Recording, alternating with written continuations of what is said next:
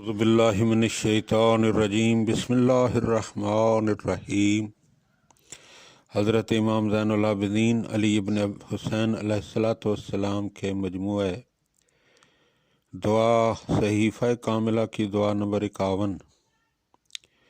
اے میرے پروردگار، میرے گناہوں نے مجھے عذر خواہی سے چپ کر دیا، میری گفتگو بھی دم توڑ چکی ہے، تو اب میں کوئی عذر و حجت نہیں رکھتا۔ اس طرح میں اپنے رنج و مصیبت میں گرفتار، اپنے اعمال کے ہاتھوں میں گروی، اپنے گناہوں میں حیران و پریشان، مقصد سے سرگردان اور منزل سے دور افتادہ ہوں۔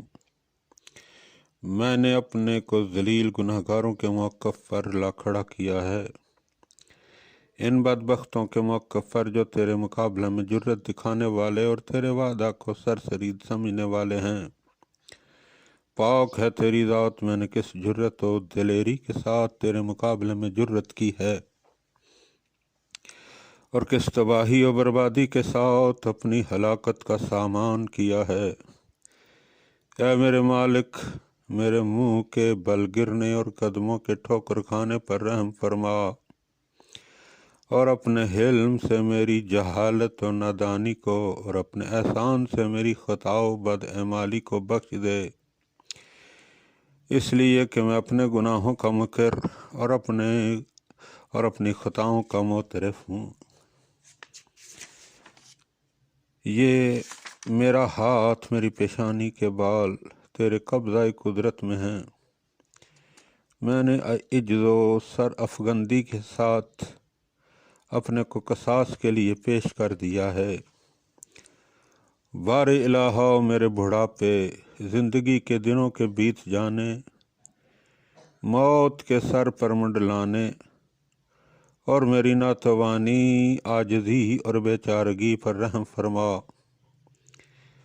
اے میرے مالک، جب دنیا سے میرا نام و نشان مٹ جائے اور لوگوں کے دلوں سے میری یاد محو ہو جائے، اور ان لوگوں کی طرح جنہیں بھلا دیا جاتا ہے میں بھی بھلا دیے جانے والے لوگوں میں سے ہو جاؤں، تو مجھ پر رحم فرمانا۔ ہے میرے مالک، میری صورت و حالت کے بدل جانے کے وقت، جب میرا جسم کہنا و اعضاء درہم برہم اور جوڑ و بند الگ الگ ہو جائیں، تو مجھ پر ترس کھانا۔